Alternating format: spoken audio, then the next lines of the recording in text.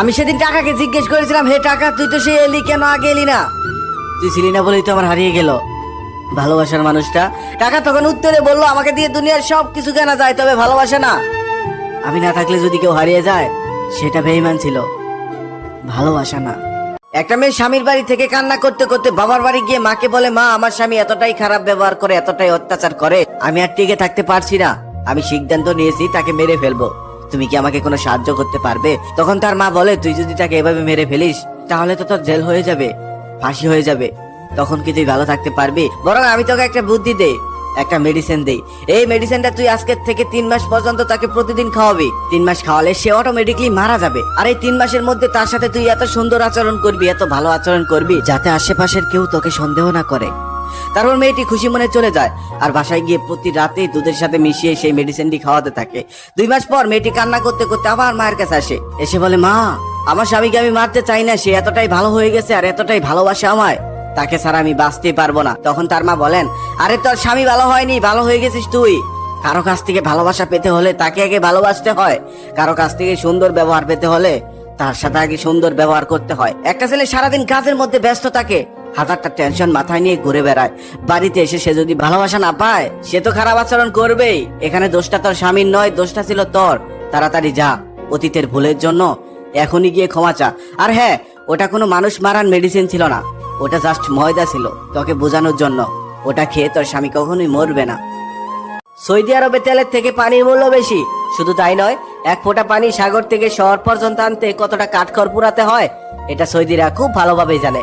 সৌদিরা তেল খরচ করতে ভাবে না, কিন্তু পানি খরচ করতে ভাবে। আর আমাদের দেশে তেলের কত দাম, অথচ পানি আমরা যেমনি ইচ্ছে তেমনি খরচ করি। সৌদিরা তেল খরচ করতে ভাবে না, কারণ তাদের দেশে তেল অ্যাভেলেবেল। আর আমরা পানি খরচ করতে ভাবি না, কারণ আমাদের দেশে পানি অ্যাভেলেবেল। ঠিক তেমনই তুমি যদি কারোর জন্য অ্যাভেলেবেল হও, সে তোমাকে মূল্যহীন ভেবে খরচ করে দিবে। তাই কারোর জন্য অ্যাভেলেবেল হইও না, তুমি যার জন্য অ্যাভেলেবেল হবে সেই তোমাকে সস্তা বানিয়ে দিবে। তাই যেখানে যাও নিজের আত্মসম্মানটা ধরে রেখো।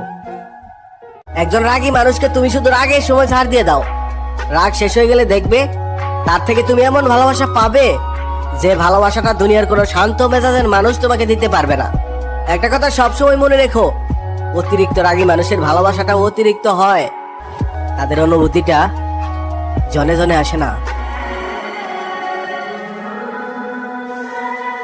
বিচ্ছেদ শুধু প্রেম ভালোবাসাতেই হয় না। 18 বছরের ছেলেটা যখন চিরচেনা গ্রাম আর প্রিয় বন্ধুগুলো আর পরিবারের মানুষগুলোকে ছেড়ে অপরিচিত একটা শহরে যায়, সেখানে গিয়ে নতুন একটা পরিবেশে কাজের ব্যস্ততায় সারাটা দিন কাটাতে হয়, বিচ্ছেদ তখনও হয়। এটা একটা মধ্যবিত্ত করে সন্তানরা ভালো বুঝবে। যদি কেউ জীবন থেকে চলে যাওয়ার পরেও হৃদয়ে বসে থাকে, তবে তাকে মুক্ত করে দাও, বাস্তবটাকে মেনে নাও।